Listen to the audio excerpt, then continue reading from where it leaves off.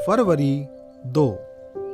हमारे प्रतिदिन की रोटी मिनिस्ट्रीज की ओर से आप सभी को नमस्कार। आज के संदेश का शीर्षक है आंसुओं में आशीर्वाद, विन कॉलियर की ओर से।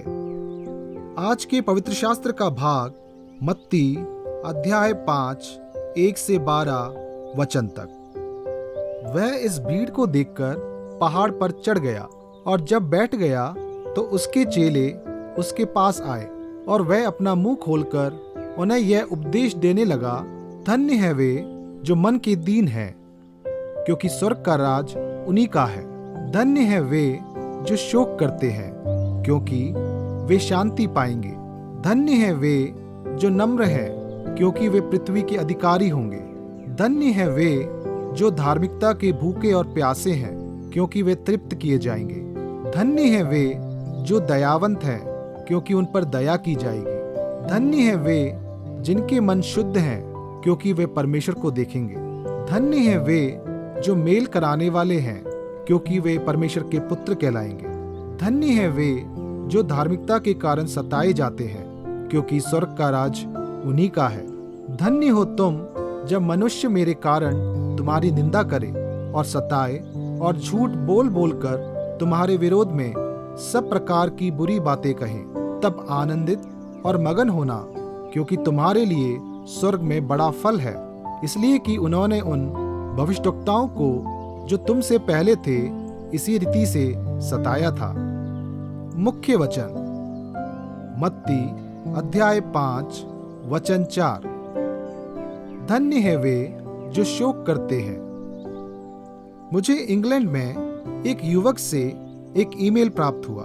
एक बेटा जिसने समझाया कि उसके पिता गंभीर हालत में अस्पताल में भर्ती थे और जीवन और मृत्यु से जूझ रहे थे।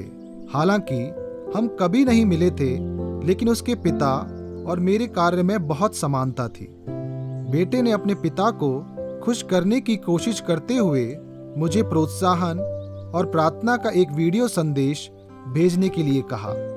भावनात्मक रूप से प्रभावित होकर मैंने एक छोटा संदेश और चंगाई के लिए एक प्रार्थना रिकॉर्ड की।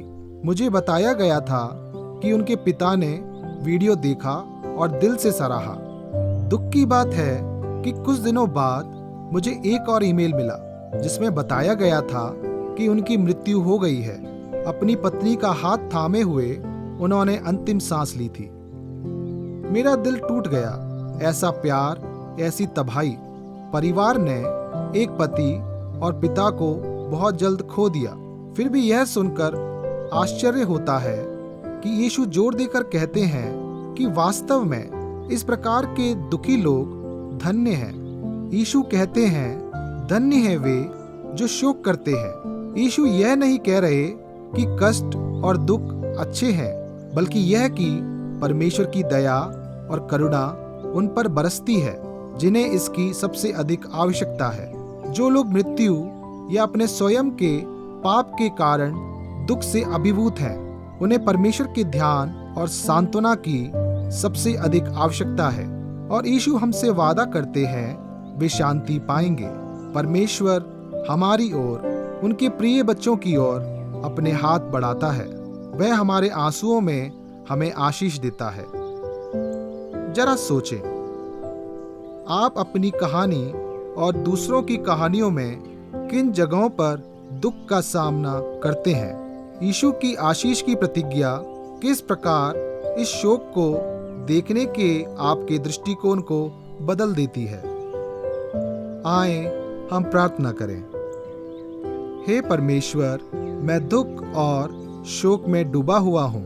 कृपया आंसुओं में भी आपकी आशीष का अनुभव करने में मेरी मदद करें। आमीन।